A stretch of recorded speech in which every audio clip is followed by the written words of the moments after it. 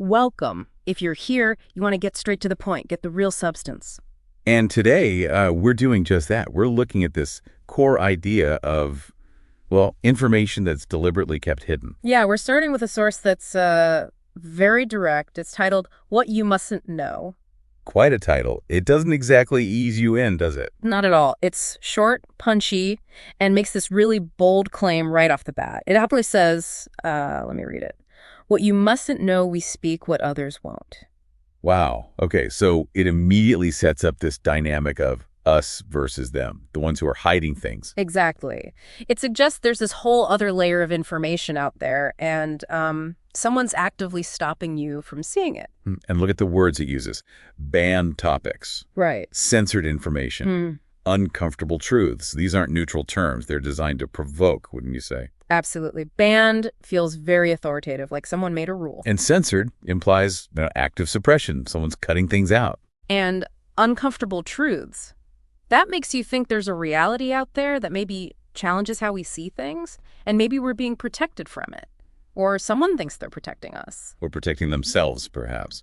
It positions the source as, well, as a kind of whistleblower almost. Yeah. Standing against the silence. Yeah, like we're the brave ones telling you what's really going on.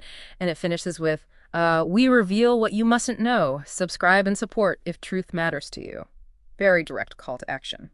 So our job here, I think, is to really unpack that core claim.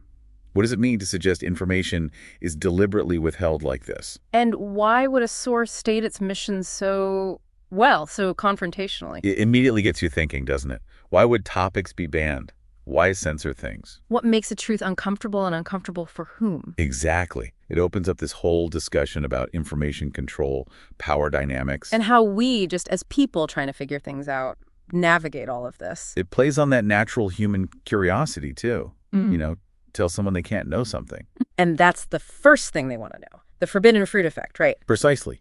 And notice, the source doesn't actually list what these banned topics are. Oh, that's a good point. It's vague. Very. And that vagueness, it can be really effective. It lets you, the listener, fill in the blanks with whatever you suspect might be hidden. So banned topics could mean anything from, say, genuinely dangerous ideologies to maybe just ideas that challenge powerful interests. Right. And where is that line drawn? Who draws it? Is it about protection or control? That's the tension. Same with censored information. Removing harmful misinformation versus silencing legitimate criticism.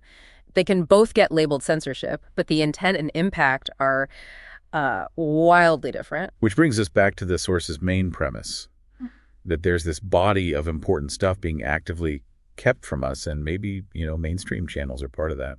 It definitely encourages you to question what you're told, or maybe what you're not being told. And those uncomfortable truths, they seem the most personal. What's unsettling to me might be common knowledge or even, irrelevant to you. Yeah, depends entirely on your background, your beliefs. The lack of specifics is really key. It allows the message to resonate personally because you project your own concerns onto it. Okay, so let's boil it down. The main takeaway from this very brief source is its focus on the concept of withheld information. It's highlighting the possibility that things are being kept secret. It's provocative. It points to banned topics, censored information, uncomfortable truths, and leaves you wondering. Exactly. The power isn't in the details it provides, because it provides none, but in planting that seed of doubt. Are you getting the full story? So a question maybe for you listening. When you hear those phrases, what springs to your mind? What sort of information do you imagine fits into banned, censored, or uncomfortable? And maybe the bigger question, who do you think decides? Who holds the power to label something as what you mustn't know? It leaves us with a final thought, really. We're swimming in information, right? Data everywhere. Overwhelmingly so. But this source suggests maybe the most important knowledge isn't in that flood. Maybe it's in what's deliberately left out. It's definitely something to think about. An encouragement, perhaps, to stay curious, to keep questioning the narratives you encounter.